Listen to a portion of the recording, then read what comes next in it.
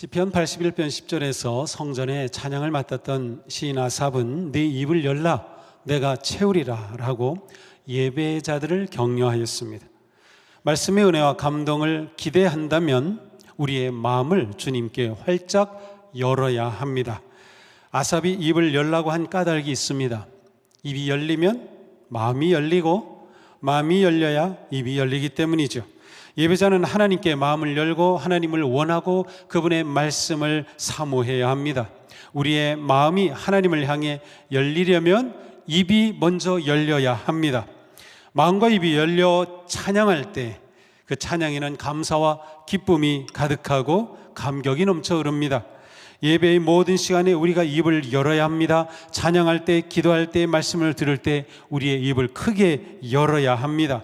말씀을 들으면서 아멘 외치며 마음으로 말씀을 받는다면 말씀의 은혜와 감동이 훨씬 깊어질 것입니다. 사도 바울은 이렇게 말씀했어요. 하나님의 모든 약속은 그리스도 안에서 예가 됩니다. 그러므로 그리스도로 말미암아 우리는 아멘 하면서 하나님께 영광을 돌리는 것입니다. 말씀을 들을 때마다, 은혜가 될 때마다, 감동될 때마다 아멘, 아멘, 아멘 하면서 약속을 붙잡으십시오. 말씀이 충만하고 믿음이 깊어지고 은혜가 넘치며 그렇게 하나님께 영광을 돌리게 될 것입니다. 요즘은 모든 사람들이 건강에 관심을 가지고 있어요. 그래서 건강을 위해 애쓰죠. 건강한 몸을 위해서는 잘 먹어야 하고 운동도 해야 하고 스트레스 관리도 잘 해야 합니다. 음식이 아주 중요합니다. 그런데 요즘은 해로운 음식이 넘쳐납니다. 인스턴트 음식이 넘치고 초가공 식품이 식탁을 점령하고 있습니다. 우리는 이 가공된 맛에 길들여져 가지고 음식의 고유한 그 맛을 점점 잃어가고 있어요. 성도의 신앙 건강도 마찬가지입니다. 유튜브와 온갖 매체가 범람하면서 바르고 순전한 말씀의 맛은 잃어버리고 세상의 유행과 가치와 심지어 선동하는 말에 휩쓸리며 성도들의 영적 건강이 흔들리고 있습니다. 말씀의 맛을 잃어버린 성도와 교회는 복음의 기쁨과 능력도 함께 잃어버립니다. 정작 중요한 복음의 본질이 밀려나고 비본질적인 세상적 탐욕과 가치와 세상적인 온갖 선동과 구호가 성도들의 마음을 점령하며 교회를 흔들고 있습니다.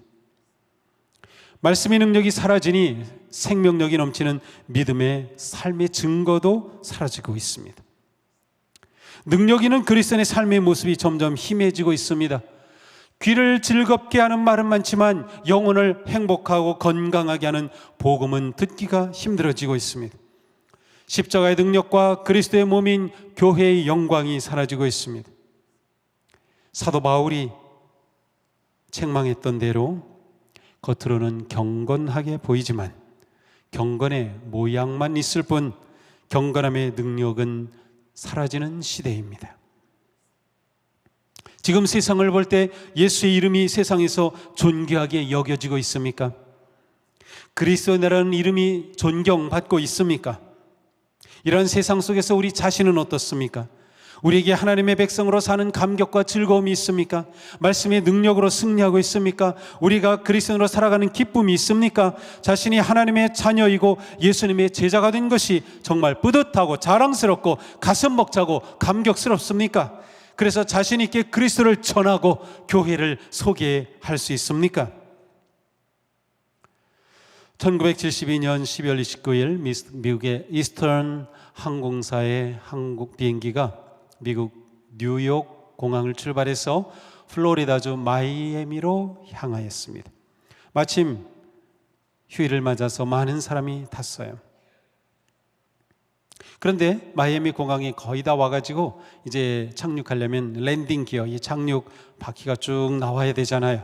그 랜딩 기어를 내려 보냈는데 이 계기판에 랜딩 기어가 내려갔다는 불이 반짝반짝 이렇게 와야 되는데 안 나온 겁니다.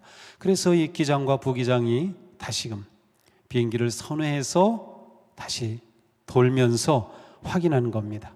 이게 제대로 작동했는지 안 했는지. 이게 부기장이 확인한 결과 제대로 기계는 작동하고 있었어요. 단지 알려주는 깜빡이는 전구만 고장이 난 거죠. 그러면 이제 랜딩하면 되잖아요. 그런데 그 자리에서 이 부기장이 그 전구를 조그만 꼬마 전구를 갈아 끼우려고 그걸 열기 시작했습니다. 그런데 이게 안 되는 거예요. 그러니까 기장도 같이 달라붙어 가지고 그 전구를 갈아 끼우는 겁니다. 그러는 사이에 비행기는 점점 내려갔어요. 그러다가 에버글레이즈라고 하는 그 늪지대가 있어요. 거기에 비행기가 추락하고 말았습니다. 그날 추락으로 인해서 안타깝게도 104명이 희생되었어요. 그런데 그렇게 갈아 끼우려고 했던 꼬마 전구 값이 그 당시에 75센트짜리 1,000원도 안 되는 거예요. 기장과 부기장은 정말 중요한 게 뭔지를 놓쳤어요. 비행기를 안전하게 잘 착륙하기 위해 랜딩 기어를 확인한 건 좋았어요. 이게 작동이 잘 된다. 그러면 잘 착륙하고 그 꼬마 전구야 나중에 갈면 되죠. 정말 중요한 걸 놓치니 엄청난 사고가 일어났어요. 우리의 신앙생활이 이런 모순에 빠지기 쉽습니다. 정작 중요한 내 인생의 방향, 내 인생의 의미에 대해서, 또한 교회의 사명과 본질은 생각하지 않은 채 주변적이고 사소하고 비본질적인 조그만 일에 매몰되어 본질을 잃어버리는 것입니다. 우리는 열심히 한다고 하지만 아무리 열심히 작은 전구를 간들 무엇합니까? 정작 삶과 신앙의 핵심을 놓친 채 무기력해지는 것은 아닙니까? 우리도 우리 자신도 모르는 사이에 점점 믿음의 하향 곡선을 그으며 추락의 길을 가는 것은 아닙니까? 지금 자신의 영적 상태는 어떻습니까? 자신의 신앙은 살아있습니까? 부활의 생명이 넘치고 있습니까? 성장하고 있습니까? 기쁨이 있습니까? 믿음이 역사하고 있습니까? 감사와 감동이 있습니까? 삶의 주인이신 예수님을 보고 계십니까? 격변하는 세상과 혼란스러운 정국 속에서 우리가 진정으로 씨름해야 할 것은 본질입니다. 우리의 마음의 문제, 영혼의 문제, 사명의 문제, 신앙의 문제를 잡아야 하는 것이에요. 중요한 것을 놓친 채 주변적인 것에 파묻힌다면 우리는 점점 추락할 것입니다. 미국의 매사추세츠주의 콩코드에 가면 월든 호수가 있습니다. 우리말로는 월든 호수인데 영어로는 월든 펀드예요. 조그만 호수. 실제로 한 바퀴 도는데 30분 정도밖에 걸리지 않아요. 그런데 이 조그만 호수가 세계적으로 유명합니다. 그 이유는 데이비드 thoreau라고 하는 유명한 철학자가 있었는데 그분이 참된 인간성을 어떻게 회복할까, 인생의 의미는 무엇일까 라고 하는 것들을 고민하면서 바로 그 월든 호수가에 조그만 오두막을 지었어요. 한 3평, 4평 되는 조그만 오두막을 짓고 거기에서 살면서 사색하면서 책을 쓰곤 했어요. 실제로 거기 가보면 그냥 밥 해먹기 위해 거기 불을 피우던 자리 그거하고 조그만 침대가 전부입니다. 그런데 이 데이비드 thoreau라는 분이 이러한 말을 남겼어요. 오 맙소사, 죽는 순간에 이르러서야 내가 한 번도 제대로 살아보지 못했다는 사실을 깨닫다니. 사랑하는 성도 여러분, 자신의 인생이 어떠하리라고 생각합니까? 성도인 우리가 내 인생의 죽음을 맞을 때 후회하는 어리석은 사람이 될 수는 없습니다. 내가 지금까지 살았는데 제대로 한번 살아보지 못했구나 라고 말한다면 어떻게 하겠습니까? 우리의 인생은 일생이라고 하죠. 이 땅에서 하나님 앞에서 한 번 삽니다. 그러니 나이가 어찌 되어든 바르게 살아야 하지 않을까요? 성도답게 살아야 하지 않을까요? 제대로 살아보아야 하지 않을까요? 교회를 사랑하며 거룩하게 세워야 하지 않을까요? 우리가 사는 세상을 정말 아름답고 평화로운 복된 세상으로 만들어야 하지 않을까요? 기원전 586년 바빌론에 멸망하고 포로가 됐던 이스라엘은 페르시아 제국의 고레스 왕의 칙령으로 하나님의 말씀하신 그대로 그들은 포로 시대를 끝내고 귀환하게 됩니다. 귀환한 이스라엘 백성들은 에스라, 학개, 느헤미야와 같은 지도자들을 통하여 무너졌던 그 이스라엘이 재건하게 됩니다. 그들이 힘을 모았던 것이죠. 그때 주변의 국가들로부터 엄청난 위협이 있었고 심지어 공격도 받았고 회유를 받았지만 하나님의 은혜로 이스라엘은 이 모든 것들을 잘 감당할 수 있었어요. 그들에게 가장 큰 수치였던 파괴되었던 성전이 다시 세워졌습니다. 이 성전을 스룹바벨 성전이라고 하죠. 성전이 세워질 때 노인들은 울었고 젊은이들은 춤을 추며 기뻐했습니다. 오랫동안 방치되어 무너졌던 예루살렘 성벽과 도시도 다시 세워졌습니다. 성벽이 높이 쌓였고 문이 달렸으며 이제는 안전하게 살 수 있게 되었습니다. 그러나 느헤미야는 지금 이스라엘 백성들에게 아직 회복되지 못한 것이 있음을 보았습니다. 그들에게 부족한 것이 있음을 보았습니다. 성전과 성벽이 건물이 세워졌다고 들떠있는 그들의 영혼 속에 있는 메마름을 목격하였던 것이죠. 아직도 무너진 채 버려진 영적인 성벽이 있었습니다. 비록 성읍이 회복되고 성전이 세워졌지만 새로운 역사를 이루어가기 위한 영적 준비가 되어 있지 않았던 것이죠. 느헤미야가 볼 때 온전한 이스라엘의 회복은 성벽과 성전의 건물 재건이 아니라 영적 재건이었습니다. 마음의 재건이었습니다. 새 역사는 새로운 성벽으로 이루어지는 것이 아니라 새로운 마음, 새로운 정신, 새로운 신앙으로 이루어지는 것이어야 했기 때문이죠. 그들이 아무리 성벽을 튼튼히 세우고 예루살렘에 안전히 거할 수 있었다 해도 진정으로 그들 가운데 하나님이 함께 하시지 않는다면 그들은 회복된 것이 아니었습니다. 그러니 느헤미야는 이스라엘의 진정한 재건과 부흥, 하나님 백성의 진정한 재건과 부흥의 본질은 성벽과 성전 건물의 재건이 아니라 그들의 마음과 영적인 재건임을 보았던 것입니다. 느헤미야는 이스라엘 영적 재건, 곧 온전한 회복이라는 진정한 부흥을 원했습니다. 진정한 부흥은 무너진 신앙의 성벽을 다시 쌓는 것입니다. 버려졌던 영혼의 성전을 다시 세우는 것입니다. 느헤미야는 이스라엘의 부흥을 꿈꾸며 부흥 사경회를 열었습니다. 지금부터 2500년 전 예루살렘 수문 앞 광장에서 열린 부흥회는 무너진 이스라엘이 다시 일어나고 무너진 제단이 다시 세워지고 무너진 삶이 회복되기 위한 진정한 부흥의 역사였습니다. 새해를 맞은 성도님들과 우리 교회가 거룩한 그리스도의 몸의 영광을 회복하며 생명력이 넘치는 성도들로 일어나는 부흥의 은혜가 임하기를 축복합니다. 부흥의 파도가 쓰나미처럼 밀려드는 은혜의 한 해가 되기를 축복합니다. 하나님께서 우리 교회에 하나님을 기쁘시게 사람을 복되게 세상을 평화롭게 하는 진정한 부흥의 은혜를 부어주시기를 기도합니다. 나약하고 무능했던 심령이 강한 믿음의 용사가 되기를 축복합니다. 놀라운 부흥의 은혜가 임하기를 원합니다. 우리의 영혼의 부활의 능력으로 충만해지는 부흥의 역사가 있기를 원합니다. 어떤 위기와 상황에서도 두려워하지 말고 우리의 신앙생활에 새 힘이 있었고 기쁨과 능력이 넘치는 삶이 되기를 바랍니다. 그러면 이 부흥은 어디에서 옵니까? 우리는 어떻게 영광스러운 부흥의 은혜를 경험할 수 있을까요? 근데 우리가 알아야 될 중요한 사실이 있어요. 부흥은 사람이 일으키거나 이룰 수 있는 일이 아닙니다. 부흥은 오직 하나님의 임재하심과 은혜로서만 가능한 일입니다. 부흥은 하나님의 거룩한 능력이 임하시는 거예요. 부흥은 하나님의 거룩한 능력과 생명이 그의 백성들을 만지시고 교회를 만지시는 것입니다. 부흥의 주체는 인간이 아니라 하나님입니다. 부흥은 인간의 힘으로 가져오는 것이 아니라 하나님의 은혜로 임하는 것입니다. 그러므로 하나님께서 부흥의 역사를 일으키시는 하나님의 길이 있는 것이에요. 부흥의 은혜가 임하기 위해서는 하나님께서 어떻게 일하시는지 우리가 알아야 합니다. 그리고 그렇게 따를 때 놀라운 부흥의 역사가 나타나는 것이죠. 위대한 작가였던 빅토르 휴고는 이런 말을 했습니다. 영국은 두 책을 가지고 있다. 성경과 셰익스피어이다. 영국은 셰익스피어를 만들었으나 성경은 영국을 만들었다.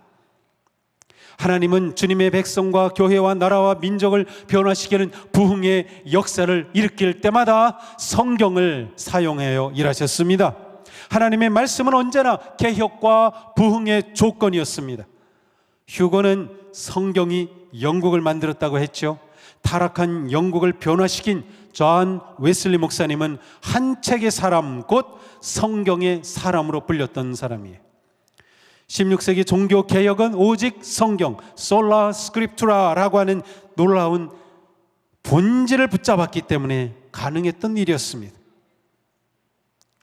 구약의 이스라엘 백성도 마찬가지입니다.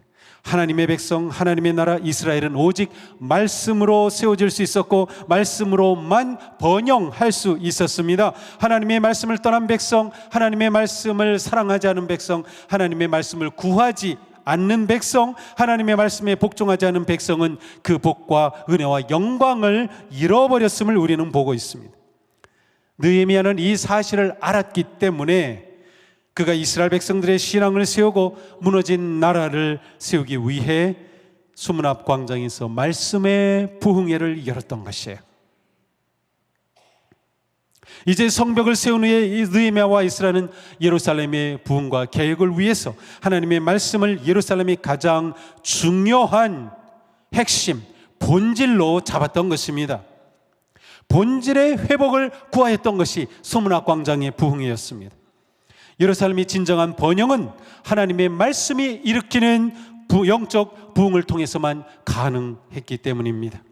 진정한 영적 부흥은 말씀에서 시작됨을 알았기 때문에 느헤미야는 말씀 부흥회를 열었던 것이에요. 금세기 최고의 복음주의자 설교자로 알려진 영국의 마틴 로이드 존스라고 하는 목사님이 이런 말 했어요. 교회와 목사의 가장 중요한 임무는 하나님의 말씀을 선포하는 것이다. 교회의 역사 가운데 쇠퇴와 침체의 시대는 언제나 말씀이 쇠퇴하고 침체한 시대였습니다. 말씀의 침체는 교회의 침체를 가져오며 교회의 침체는 지체인 성도의 영적 침체를 가져옵니다. 반면에 말씀이 왕성하게 될 때 교회는 왕성해지고 교회가 왕성해질 때 성도들은 영혼의 생기가 돌고 능력 있고 생명력이 넘치는 삶을 산다는 것이에요. 성도와 교회의 성장과 성숙이 말씀에 달려 있습니다. 말씀의 회복 없이는 진정한 부흥도 없습니다. 말씀의 부흥이 곧 신앙의 부흥이며 신앙의 부흥이 곧 교회의 부흥입니다. 하나님은 하나님의 백성과 나라를 바로잡고 하나님의 백성을 정결하게 하며 부흥을 일으키기 위해서 언제나 하나님의 말씀을 사용해 오셨습니다. 한때 성장하는 교회로서 한국 교회는 세계의 자랑스러운 교회였습니다. 세계 곳곳에서 한국 교회의 성장을 보며 놀라워하고 부러워했습니다. 그러나 지금 한국 교회의 성장은 거품이 되어가고 있습니다.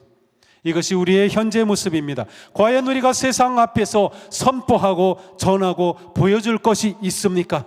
사도 바울과 같이 우리를 보라 라고 담대하게 세상을 향해 말할 수 있습니까?